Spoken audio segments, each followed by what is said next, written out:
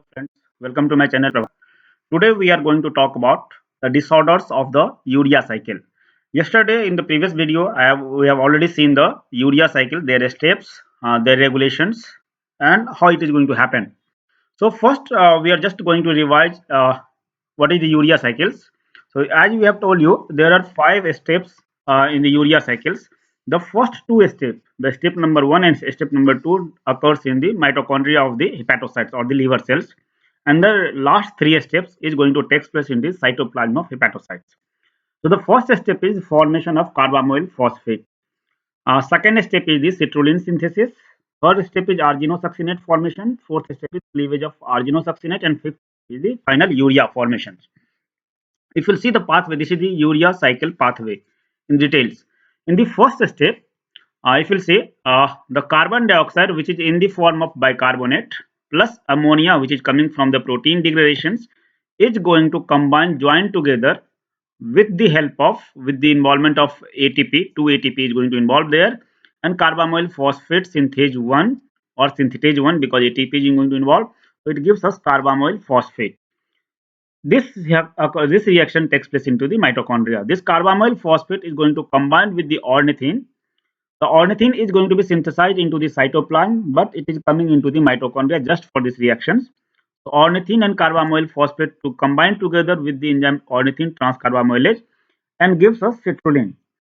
So this, for the reaction number 1 and reaction number 2, occurs in the mitochondria. Then this citrulline going exit into the cytoplasm, and there we are having rest of the 3 reactions is going to take place. So in the third reaction, citrulline is going to combine with aspartate, with the enzyme aspartate arginosuccinate synthase, and there also ATP is going to involve, and ATP is going to convert it into AMP. So 2 ATP is almost 2 ATP is going to be utilized here. So in these reactions, aspartate and citrulline gives us arginosuccinate. In the next reaction, this arginosuccinate is going to be degraded, divided, hydrolyzed. So the aspartate carbon chain which comes from the aspartate is going to exit in the form of fumarate, and the nitrogen amino group will be left out in the arginosuccinate, and it gives us arginine. The enzyme which catalyzes this reaction is arginosuccinase. And the fifth step and the final step is arginase, where arginine is going to be hydrolyzed, gives us urea, and ornithine will be regenerated. This ornithine is going to enter into the mitochondria for rest of the process. Now, because we are having total 5 steps in this case, and if we'll see the 5 steps, so there are disorders associated with all the 5 steps. Means there are 5 enzymes, 5 steps. So disorders are going to be associated with all these 5 steps. So all these disorders normally, if we'll see, they are because ultimate goal is to utilize this ammonia. So if we are having anywhere, if either any of the pathway will be blocked, any of the pathway is not working, any enzyme is non-functional, so ultimate thing is ammonia is going to be accumulated in our body. So that is going to lead to hyperammonemia, and that ultimately leads to the toxicity. So that is the normal sign and symptoms, normal process. Whenever we are having ammonia intoxication, it ultimately leads to vomiting, lethargy, irritability, ataxia, mental retardation. So these are the sign and symptom which is caused because of hyperammonemia. Now we will see these are the 5 different enzymes. So the enzyme number 1, enzyme number 2 occurs in mitochondria. Just 3 enzymes present in the cytoplasm. So all these 5 enzymes is going to gives us 5 different type of disorders.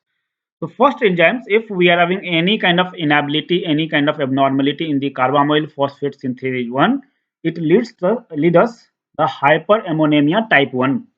This hyperammonemia type 1, if we are having this type of disorders, the typical symptom for this disorder is ammonia intoxications. So ammonia will be increased in our body in very high amount. So and ammonia will be present in our blood also. Second disorder is that is caused because of ornithine transcarbamylase. This is also mitochondrial enzymes. So whenever we are having a disorders related to ornithine transcarbamylase, it leads to hyperammonemia type 2.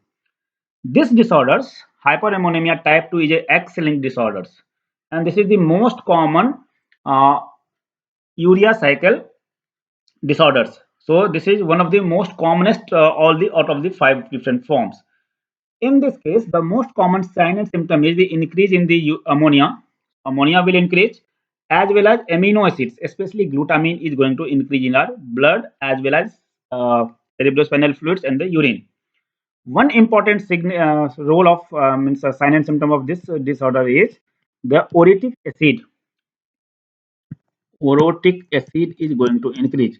Why this orotic acid is going to increase in this case is because if this enzyme will be blocked, so citrulline will increase in our body.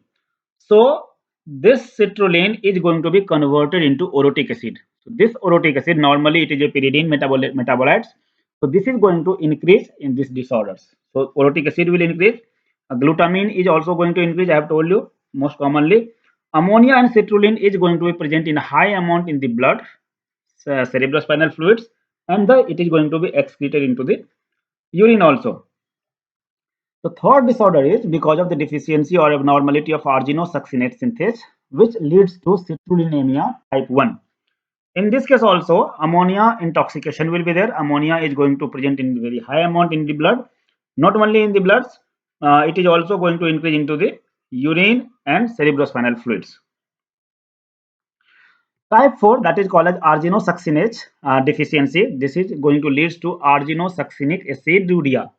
So because succinic acid is going to increase in our body, so that leads to acidic condition. It is called as aciduria, and acid will be increased into the urine output.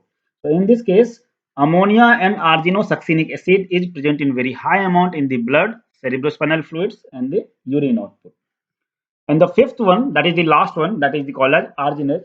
This is very rare disorders, and normally it manifests in the abnormal physical and mental development processes. So this is the last and the very rare disorders. In this case, there is an increase in the ammonia and arginine in the blood as well as in the urine. So arginine increases, sometimes lysine also you can see increases, and sometimes ornithine also going to exit into the urine. So these are the five different disorders of the urea cycle, which ultimately leads to because of the abnormality in the any of these enzymes. Now, overall, if you'll see all the five types, so in every cases there is a ammonia intoxications. So in all the cases, overall common sign and symptom for the urea cycle disorder is the hyperammonemia.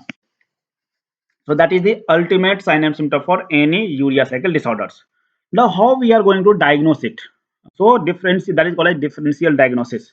So whenever we can see hyperammonemia in the neonates, so roughly it is going to happen in 24 to 72 hours after the birth.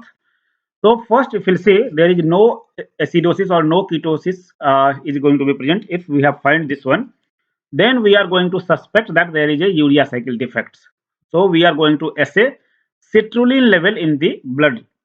So if citrulline level is present very high, so there will be three possibilities. If it is citrulline level is absent or very less amount is there, then we are going to see if citrulline is not present, then we will see the urine orotic level, acid level.